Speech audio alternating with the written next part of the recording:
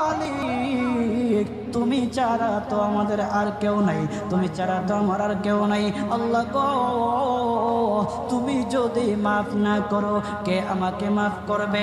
তুমি যদি মাফ না করো কে আমাকে মাফ করবে? তুমি যদি আমাকে মাফ করো তাহলে তোমার কোনো দিকে কমবে না, তুমি যদি আমাকে মাফ না করো তোমার কোনো দিকে বাড়বে না। আল্লাহ গো, তুমি আমাকে মাফ করে দাও। সারাটা জীবন অন্যায় কাজ করেছি, সারাটা জীবন নাফরমানি করেছি, আমার কাছে কালেমার দাওয়াত কম আসে নাই, আমার কাছে কালেমার দাওয়াত কম আসে নাই, আমাকে লোকেরা কম বোঝায় নাই। ওগো আল্লাহ, তুমি আমাকে মাফ করে দাও। মাফ না করলে কোথায় যাব, কার কাছে যাব? বাবা যখন মারে তখন মার কাছে আশ্রয় নেওয়া যায়, মা যখন প্রহার করে তখন বাবার কাছে আশ্রয় নেওয়া যায়, বাবা মা যখন প্রহার করে তখন দুনিয়ার কারো না কারো কাছে আশ্রয় নেওয়া যায়। ওগো আল্লাহ,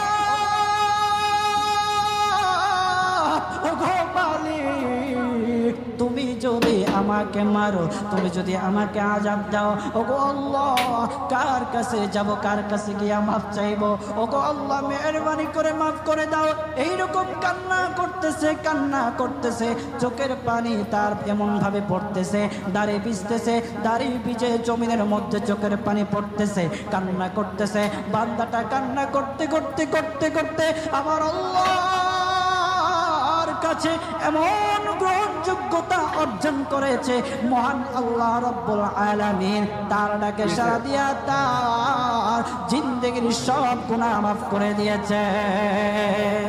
হযরত মূসা আলাইহিস সালাতু ওয়াস সালামের যুগের ঘটনা। একজন বড় পাপিষ্ঠ ছিল, জীবনে এমন কোন গুনাহ নাই যে গুনাহ সে করে নাই। তার গুনার প্রতি অতিষ্ঠ হইয়া, মানুষ তার গুনার প্রতি অতিষ্ঠ হইয়া গ্রামের লোকেরা তাকে হাত পা বেঁধে জঙ্গলের মধ্যে কিন্তু আছে দিয়ে আসে। জঙ্গলের মধ্যে থাকতে থাকে কিছুদিন থাকার পর মালাকুল মউত যখন তার সামনে এসে উপস্থিত, এর আগ মুহূর্তে সে বান্দা আল্লাহর কাছে ডেকে ডেকে বলতেছে, ওগো মালিক, তুমি ছাড়া তো আমাদের আর কেউ নাই, তুমি ছাড়া তো আমার আর কেউ নাই। আল্লাহ গো, তুমি যদি মাফ না করো কে আমাকে মাফ করবে? তুমি যদি মাফ না করো কে আমাকে মাফ করবে? তুমি যদি আমাকে মাফ করো তাহলে তোমার কোনো দিকে কমবে না, তুমি যদি আমাকে মাফ না করো তোমার কোনো দিকে বাড়বে না।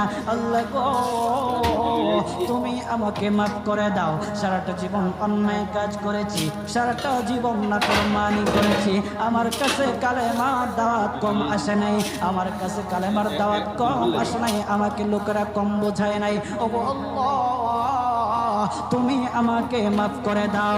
মাফ না করলে কোথায় যাব, কার কাছে যাব? বাবা যখন মারে তখন মার কাছে আশ্রয় নেয় যায়, মা যখন প্রহার করে তখন বাবার কাছে আশ্রয় নেওয়া যায়, বাবা মা যখন প্রহার করে তখন দুনিয়ার কারো না কারো কাছে আশ্রয় নেওয়া যায়। ওগো মালিক, তুমি যদি আমাকে মারো, তুমি যদি আমাকে আযাব দাও, ওগো আল্লাহ, কার কাছে যাব, কার কাছে গিয়া মাফ চাইবো? ওগো আল্লাহ, মেহেরবানি করে মাফ করে দাও।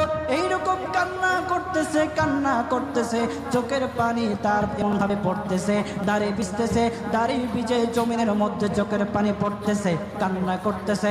বান্দাটা কান্না করতে করতে করতে করতে আমার আল্লাহর কাছে এমন গ্রহণযোগ্যতা অর্জন করেছে, মহান আল্লাহ রাব্বুল আলামিন তার ডাকে সাড়া দিয়া তার জিন্দেগির সব গুনাহ মাফ করে দিয়েছে।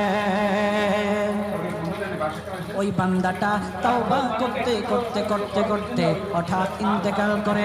ইন্তেকাল হওয়ার পরে হযরত মূসা আলাইহিস সালাতু ওয়াস সালামকে মহান আল্লাহ বলে দিতেছে, পয়গম্বর মূসা, ও দুস্থ, দেখো অমুক জঙ্গলে আমার একটা পাগলা আশেক, আমার পাগলা একটা আশেক মারা গেছে, ওই আশেকটার জানাজা তুমি পড়াও, দাফন কাফনের ব্যবস্থা করো। ও মূসা, আর তুমি একটা ঘোষণা দিয়ে বলে দাও, একটা ঘোষণা দিয়ে দাও, মুসা রে, ও মুসা, তুমি ঘোষণা দিয়ে বলে দাও যে আমার এই বান্দার জানাজার নামাজ অংশগ্রহণ করবে, মহান আল্লাহ তার জীবনের সব গুনাহ মাফ করে দিবে। আল্লাহু আকবার।